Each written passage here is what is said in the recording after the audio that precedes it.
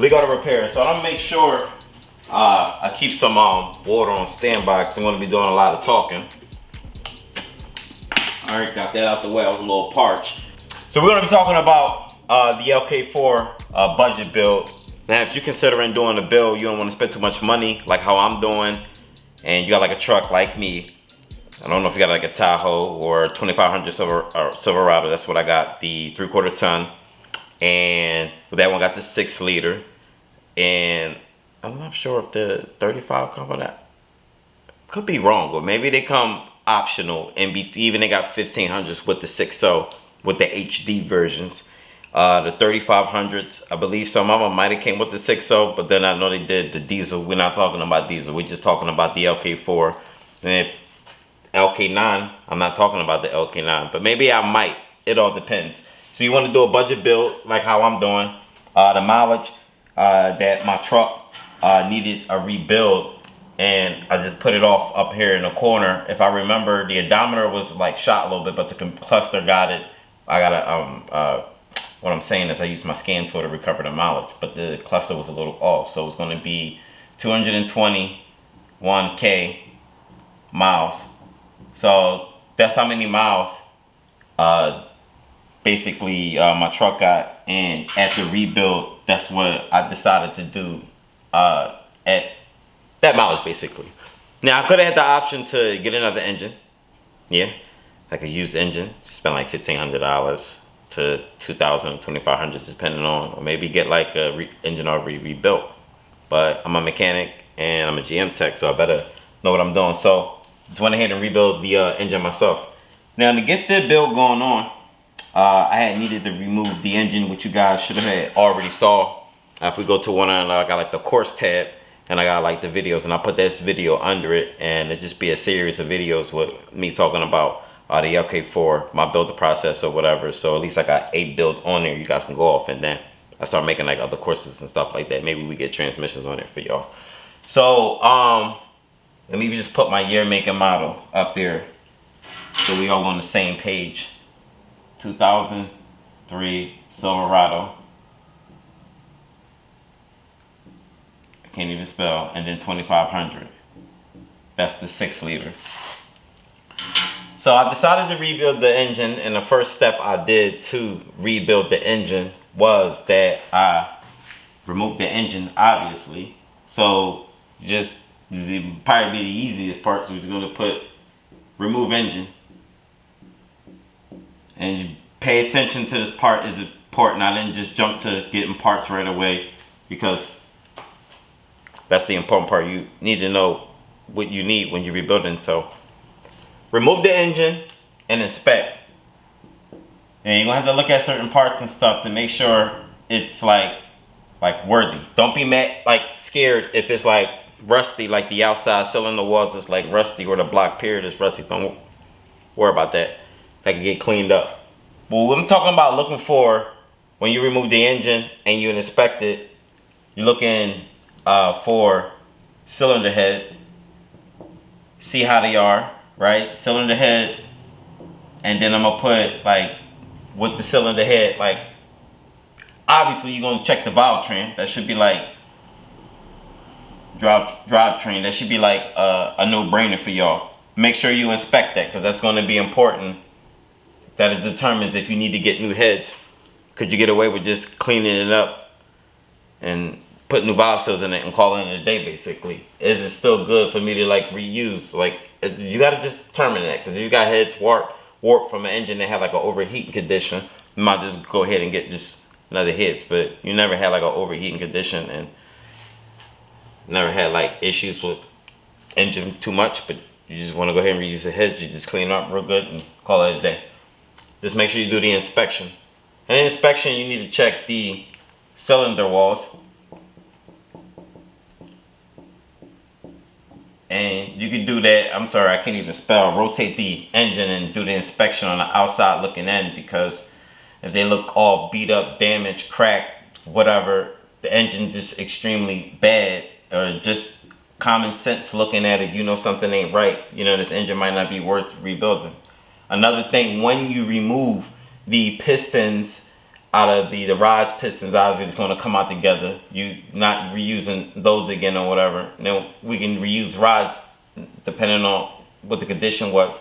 My engine had a knocking sound, so it did knock from like one of the paired cylinders, like 6 or 8 around that area basically. Inspect the cylinder walls and inspect the crankshaft, obviously. Check the journals on it, like the bearing. And I can't even spell. I apologize for y'all. Between English and Spanish, I always confuse myself. Es así para mí. Okay. Yo hablo dos idiomas y es un poco confuso, un poco para hacer los dos al mismo tiempo. No me gusta eso, pero déjame continuar. The crankshaft. And I said like the bearings and main bearings, the bearings for the rods itself, you're going to check that. And then with, obviously you're going to check the cylinder walls even more to make sure nothing is damaged or whatever, because if it was just mine's had like a knock and I identified which cylinder had it, like I said, we checked the pistons, and between for me it was the pistons and then the crankshaft. Those were caused, like, where at least the damages were from the, can I say, at least can I put like rods right here, because really that's what it was. So it spun a bearing basically, right? So you spun a bearing, so the rods, right, messed up the bearings on the crankshaft, and I didn't have no cylinder damage, which is good, right? None. That's a good thing. No cylinder wall damage. That's what I meant to say. So I went ahead and I proceeded on with the build. So the next thing in the build, I'm going to scoot myself over, and what I went and hit that I took my engine to a machine shop. So machine shop. Now in the machine shop, I already did my pre-measurements and I got measuring tools, which I don't feel like whipping for y'all, to measure the cylinder basically. And which my measurements, I felt like it was cool with like the bore gauges and stuff like that. But I'm not a machine shop, I'm not a specialist, so I took it to a machine shop because that's what they do. So when I took it there, I felt like I probably could have got away with, it was still cross hatches in the cylinder walls, but for me it was like I didn't trust it. I'm going all in, I might as well do it right. So I went to the machine shop and they recommended for me to go 20 over. So that'd be 20 thousandths of an inch, right? So 20 thousandths of an inch, and that basically is straightening out your cylinder walls. And if you decide to go 30, which that's totally up to you, we're not getting into all of that. We're just worrying about what I did. So I did 20 over. Next, after, for me, the cost for that, if we being blunt, I'm gonna write it down in a different color. The cost for that for me when I went to the machine shop, yet like the labor by itself, that it was like $875. So I spent $875, and what they did, they cleaned it out. If the block looks good, it's like, as you can see from like pictures and stuff, like if you go back in the videos, it's clean, straightened out. Was checked for cracks and stuff and leaks or whatever. Put in the machine process, which I don't have idea all of the steps they do, but they specialize in block stuff. When I looked them up for like good Google reviews and stuff like that, and I've been in there personally enough times, and I've seen the setup in there, and it's like legit. The only process was for me, it took me, I'm gonna write this down in a different color. The process it took for me to receive the block, and I'm just gonna be blunt honest, and it could be done a lot faster. But they had my block for, if I could be blunt, in between 2 to 3 months. That's how long they had my block for. And that could be done faster, and I found another guy who could do it a lot faster. But in reality, it should only take like maybe just 1 to 3 weeks is pretty fair. And don't be rushing the guys at the machine shop to do their thing. You want your block to be perfect. Don't be like bickering. I never complained when I waited 2 to 3 months, because it is what it is. When you rebuilding stuff like this shit is expensive. So I know my video was cut into another part. Let me start over again. Sorry, I ended up adjusting the camera for y'all and had to do another clip because they were trying to split the video, and I just wanted to be in one video at the 10 minutes. That's what I got it timed as. Could have changed the settings to go longer, but I don't feel like going in the camera. But 2 to 3 months process. I was patient. I didn't want to bug the machine shop or whatever. Even in 1 to 3 weeks process is fair. Still, don't bug them. Let them do their work, and not on call frequently. I only called a few times in between the 2 to 3 month process, and he was probably honest with me every time. Every time he extended the time and say it was going to be done this, oh, I need more time, or this, that. I didn't care, just as long as it was done. So $875 I spent, and I got the block back. And next thing I had bought was, which I write it down over here, was pistons, right? And then I bought pistons. I can't even spell because I was about to spell it wrong. I bought rings, right? And you're gonna need like a compressor, which put that over here, ring compressor. And shorten it, like, you get what I'm saying. Pistons, ring compressor. I got the rings. And what else did I end up buying? That's really what I did. So the pistons I bought was like, I'm going to give estimates in different coloring. So that was like between $300 to $400, right? $300 to $400. The rings were like, you get a nice good set between 60 to 80. And then the ring compressor, I spent like between 20 and 30 because I would just do a range because taxes, I don't know where they're going to be at where you're from. So that's where we at. So if I just want to be on a higher end, or let's just say 400, 80, 30 is fair prices for your parts and stuff. Be careful going too cheap and stuff because you get what you pay for. The pistons I went were like regular pistons. So you gotta go 20 over on the pistons because you're going 20 over. That's what they recommended me to go over, 20 over, right? The machine shop. So you need to get 20 over pistons. The rings need to be 20 over as well. So pay attention. And your ring compressor needs to be for 20 over. Put this in here because I'm confusing y'all. It needs... Follow the directions that I literally tell y'all. You won't have a problem, but don't just think you can just order any type of pistons. If you're going to order pistons, make sure they're going by your bore size of what you're going to. So I went 20 over in the piston rings, 20 over in the pistons size, and 20 over for the spring compressor. So that's leaves that. Because my crankshaft was messed up from the bearings, and don't be getting it turned over, don't be getting it redone, yada yada yada. Just be smart about it. I went ahead and ordered another crankshaft off eBay, right? So this is going to be where it starts to be a turning point for my steps or whatever. So the crankshaft I bought was from, and you can, between the LM7, which is the 5.3 for the Suburban and the Silverados, right? You also got the LK4, and you also got the LS1. Now, between these 3 engines, and it could be another one, I don't know, I just know these are the Gen 3. That's a Gen 3 crankshaft, so it's all the same for the 5.3, 5.7, and the 6-liter, and I had to do my homework on this. So I found a crankshaft for LS1, which is, like I said, even if I decided to get one from LM7, LK4, it would have been the same thing or whatever.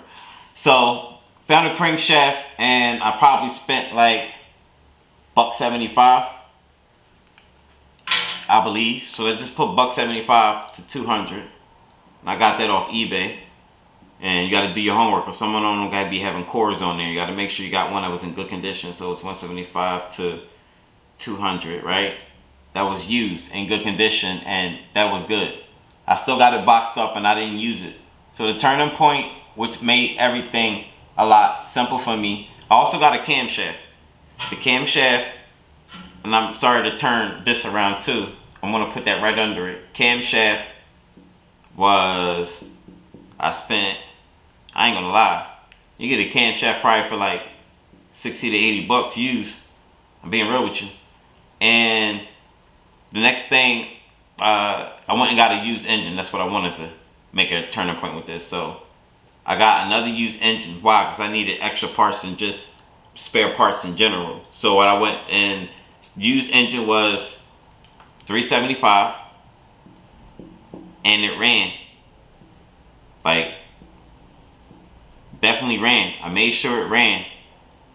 The reason cause you could, I don't know, you want to pull it out the yard and you don't know how it's running. I rather know it was running, but it probably just need upgraded and rebuilt.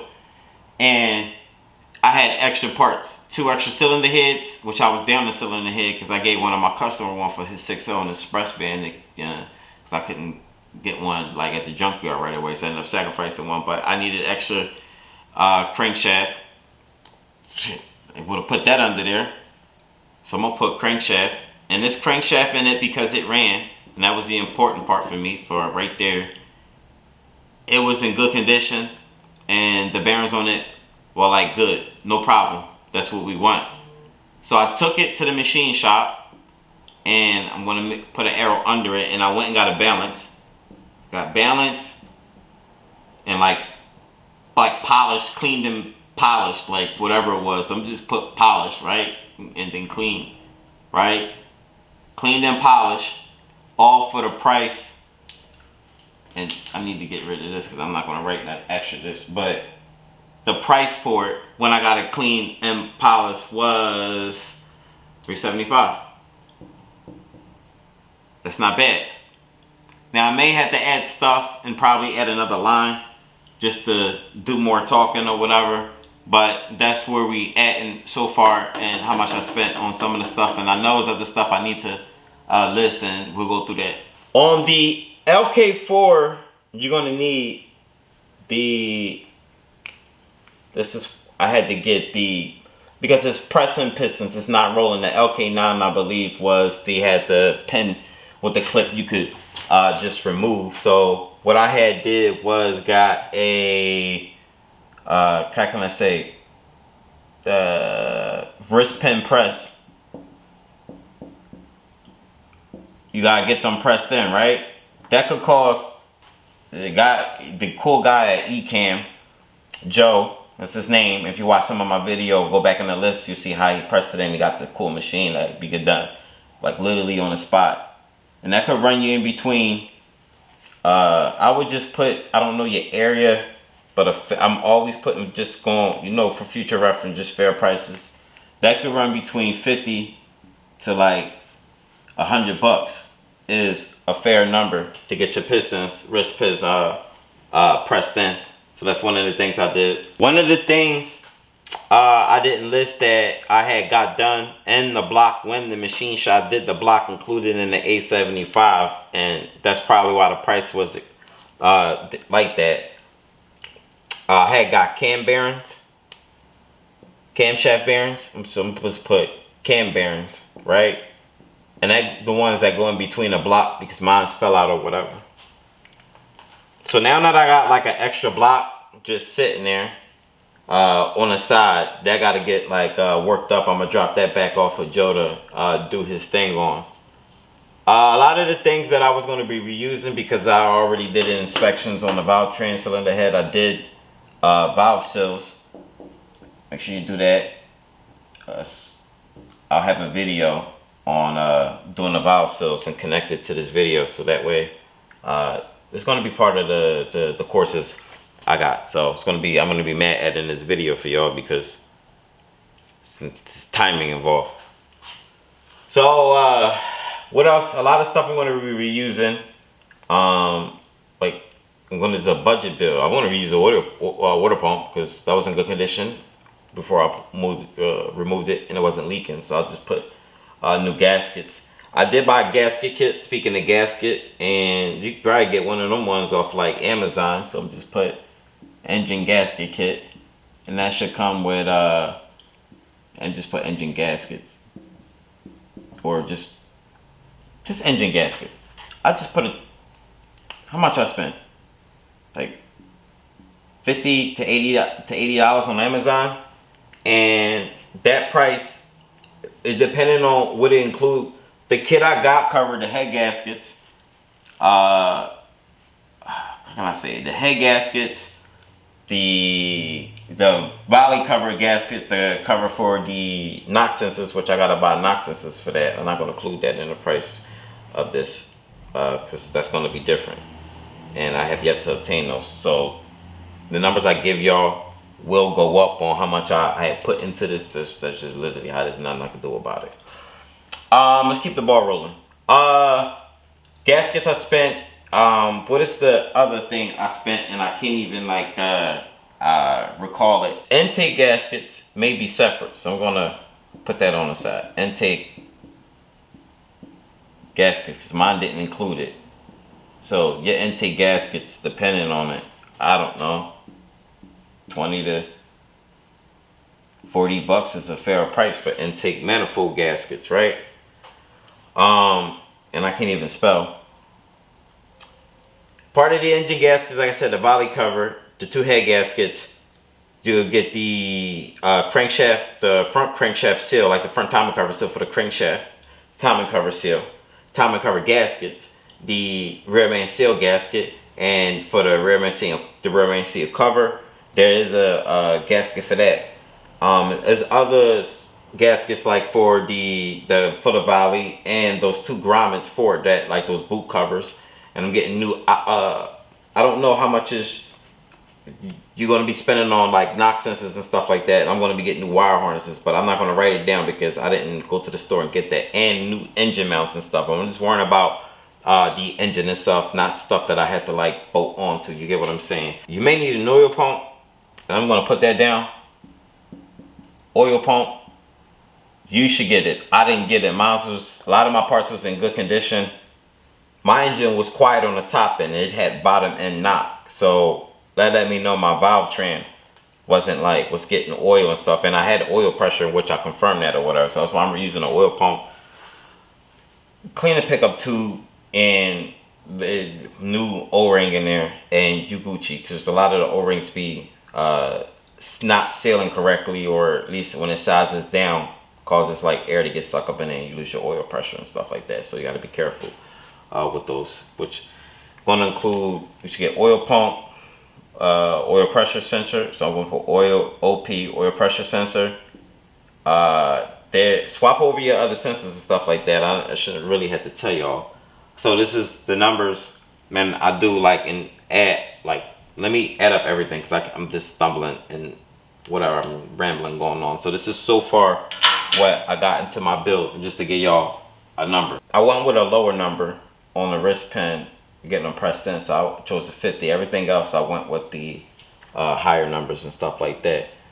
So as calculated, I spent $2,585 so far.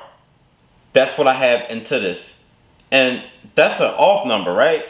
Because, or number not true, because my truck, if we being included, and this is what I have invested. If you decide to buy a truck and you want to rebuild it from scratch, like how I'm doing it, and keeping it and utilizing it as like a regular truck, then you know we on the same page. So I spent for my truck. So this is parts, right? And then what I spent on my truck itself, right? So spent $1,400, right? Because I got that from the auction in that condition, like that. If we do the math, and so $3,985. That's what I'm in with buying the truck itself, right? And then the parts. So I'm in this hole with a lot of money, and I still got repairs and stuff to do on this truck. But this type of truck I got is a work truck, and the intentions I got to rebuild it because I wanted to be fresh, start all over, and I didn't want to buy a used engine.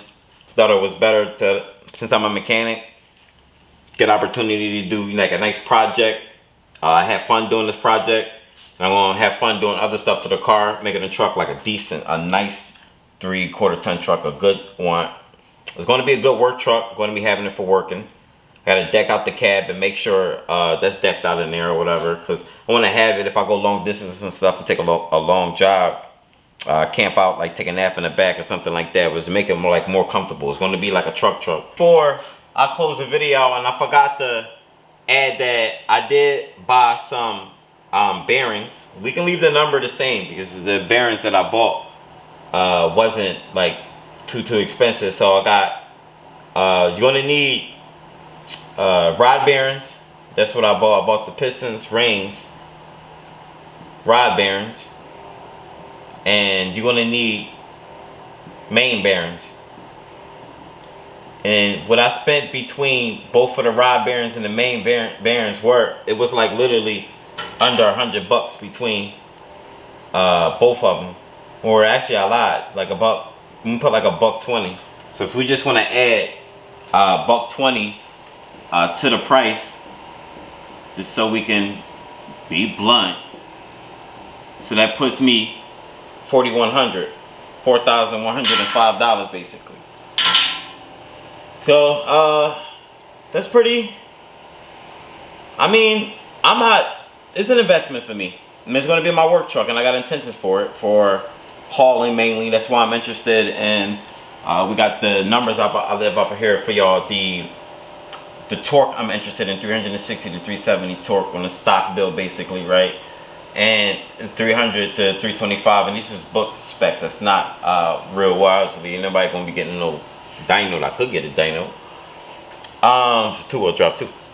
Compression ratio is pretty good, 9:4 if you want to do a turbo build. It's totally up to you, but if you want to go this route and build it as a stock build and have it turbo application with your gap in your rings, obviously make sure you gap them. My gap mine's enough if I wanted to do a small tiny boost upgrade or turbo upgrade with minimum boost like 7, 10. Yeah, I could run boost, but nah, gap them enough where it's appropriate, but you gap them to your likings. You got to do your research on that and stuff like that. And I gave out concrete information on this, and I hope this guys like really serve you. Any questions, whatever, leave them in the comment section. I do got other videos on this in the other, like end of the course tab. If you guys follow that, and just go over my videos thoroughly, man. I appreciate y'all watching. Legal to Repair and business inquiries. Make sure leave it in the legaltorepair@gmail.com. It's really nothing hot. And you can follow me on Instagram if you want. I don't really be on there too much. I'm trying to focus on staying on here. So you think looking to find me on Instagram nowadays? No, find me on here. I highlight y'all.